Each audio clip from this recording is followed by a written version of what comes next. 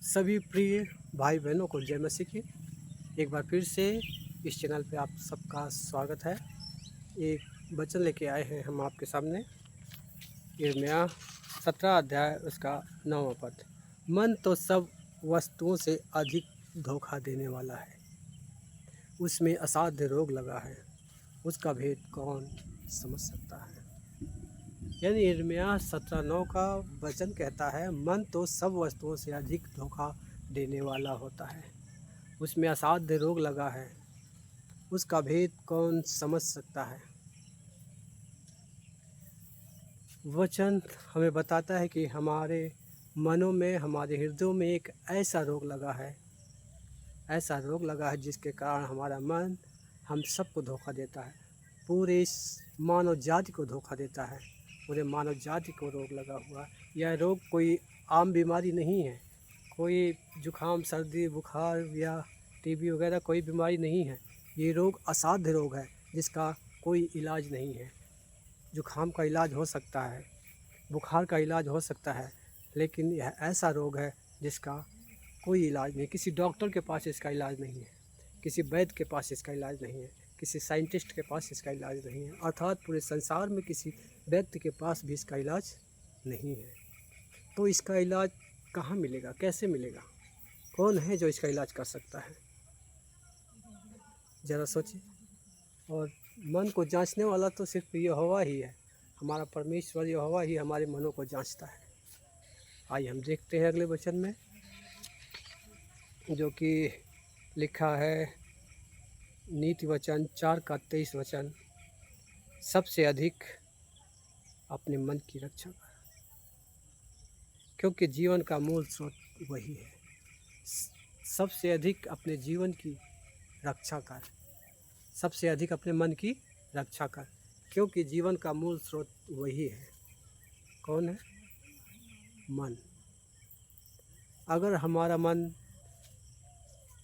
बीमार है, जिसमें असाध्य रोग लगा है, और जो उस रोग को हम नहीं दूर करते हैं, तो यह मन हमें पाप की ओर ले जा सकता है, यह मन हमें छल की ओर ले जा सकता है। क्यों? क्योंकि इसमें असाध्य रोग लगा है। यह असाध्य रोग पाप का रोग है, यह असाध्य रोग छल का रोग है, यह असाध्य रोग कपट का रोग है, जिसका इस संसार में कोई इलाज नहीं है। इसका इलाज है तो सिर्फ है यीशु मसीह। क्योंकि रोमियो की पुस्तक कहती है, सब ने पाप किया है, सब परमेश्वर की महिमा से रहित हैं। कोई जन भी ऐसा नहीं है कि जो जिसने पाप ना किया हो।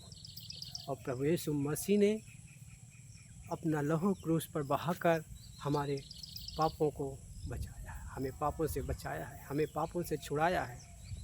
क्योंकि क्रूस पर उसने अपना लहू बहा दिया, इसीलिए कि हमारे पाप दूर हो जाए, हमारे पाप नष्ट हो जाएं। परमेश्वर हमें पापों से छुड़ाना चाहता है। सिर्फ एक ही परमेश्वर है जो हमें पापों से छुड़ाना चाहता है, वो है सिर्फ यीशु मसीह। परमेश्वर अपने पुत्र के बलिदान के द्वारा हमें पापों से छुड़ाना चाहता है। जरा सोचें, ये कैसा पाप है कि परमेश्वर स्वयं हमें छुड़ाने चाहता है। आइए हम देखते हैं इसका समाधान क्या है, समाधान कैसे कर सकते हैं। भजन संहिता नीति वचन, आइए हम पढ़ते हैं नीति वचन 4 का 23 पद, सबसे अधिक अपने मन की रक्षा कर, क्योंकि जीवन का मूल स्रोत वही है। किसकी रक्षा करनी है हमें? अपने मन की, अपने हृदय की रक्षा करनी है। कैसे? हम अपने मन की रक्षा कैसे कर सकते हैं, अपने हृदय की रक्षा कैसे कर सकते हैं? आइए वचन से हम देखते हैं। वचन जो लिखा हुआ है भजन संहिता 119 का 105, क्या लिखा है? तेरा वचन मेरे पाँव के लिए दीपक और मेरे मार्ग के लिए उजियाला है। क्या है? तेरा वचन मेरे पाँव के लिए दीपक और मार्ग के लिए उजियाला है। अर्थात परमेश्वर का ही वचन है जो हमें इस पाप से छुड़ा सकता है।